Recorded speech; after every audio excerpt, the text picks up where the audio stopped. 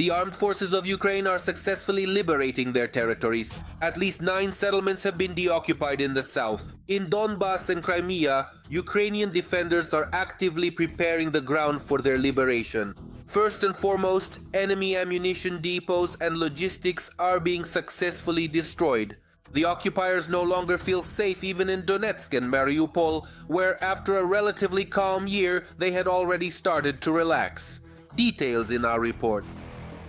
The armed forces of Ukraine cannot be stopped anymore. Our defenders have launched a counteroffensive. In an instant, the Russian front collapsed and the occupiers began to flee, abandoning more and more of the territories they had previously seized. Overall, in the first 2 months of this year, as we can see, up to 400 square kilometers of territory have now been liberated. Recently, the focus of Ukrainian attacks has shifted to the Russians' near-rear positions in the occupied territories. The past week has been one of the most significant and successful in terms of the frequency and geographic spread of strikes against the enemy. The ongoing casualties and equipment losses suffered by the Russian Federation's armed forces each month are now showing a negative trend.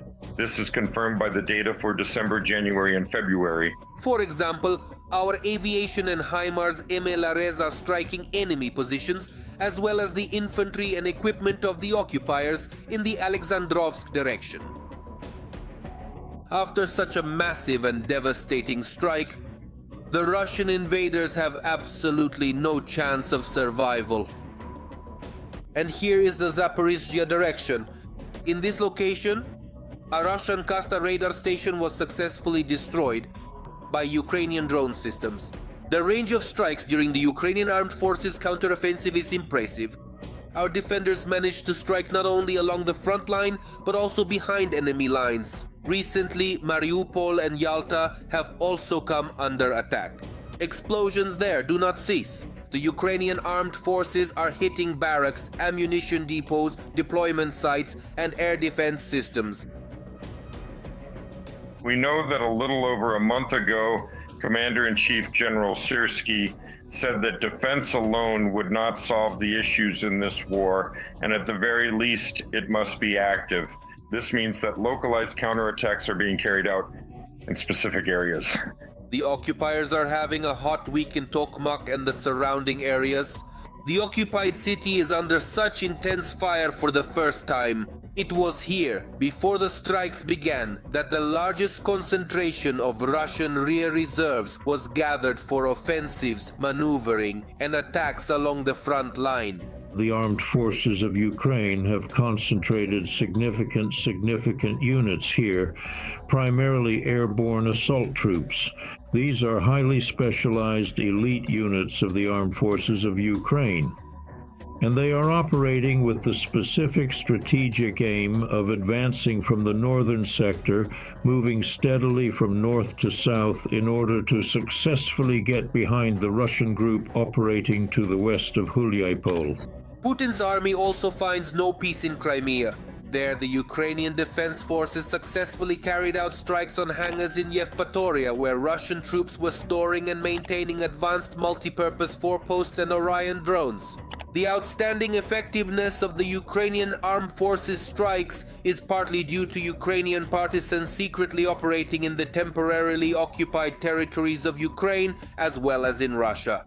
Pro-Ukrainian residents, who were the first to act, claimed space in the temporarily occupied territory of Crimea by putting up all sorts of Ukrainian flags, Ukrainian symbols, and hanging yellow ribbons. Later, this resistance grew stronger.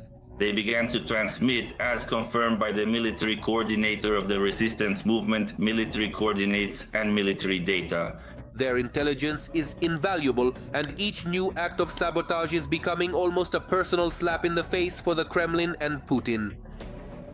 In Klin, in the Moscow region, an Atesh movement agent destroyed a Livian mobile satellite communication complex. And our partisans carry out similar attacks on a regular basis. Members of the movement say that it was their actions and the information they gathered that made Ukrainian strikes on Crimea possible. In particular, according to Atesh, it was they who directed the Ukrainian missile strike on the Russian landing ship and the submarines Minsk and Rostov-on-Don, as well as the attack on the headquarters of Russia's Black Sea Fleet in September 2023. Meanwhile, Ukrainian partisans from the resistance have already paralyzed a key railway in Luhansk, which has dealt a serious blow to the supply lines of the Pokrovsk grouping of the Russian armed forces. Now, the local partisans are actively assisting our defenders with the spring counteroffensive. They have joined forces and are carrying out active operations as part of the partisan movement, specifically in the military sphere. They are carrying out sabotage operations at military facilities as well as so-called terrorist acts. In other words, they are eliminating occupation officials both in the newly occupied territories and in temporarily occupied Crimea. They are also actively engaged in gathering and transmitting military intelligence. This information enables the armed forces of Ukraine to strike enemy groupings accurately. According to their reports, they supply detailed intelligence about air defense systems, warehouses, military bases, and troop movements, often meticulously observing these targets for weeks. In addition, our partisans in Donbass and Crimea are actively preparing the ground for the liberation of the region seized by Putin. Thanks to their work, the occupiers never feel safe, whether in Donetsk, Mariupol, or anywhere on the Crimean Peninsula. And with the inevitable advance of the armed forces of Ukraine at the front, the fear among Russians only grows. Brothers and sisters, the military movement Atesh is preparing to liberate Crimea from the Russians. We in Jankoy are waiting for the armed forces of Ukraine. We have created dozens of caches with weapons, explosives, and ammunition. As soon as the armed forces of Ukraine cross the administrative border with Crimea, we will seize administrative buildings and military facilities.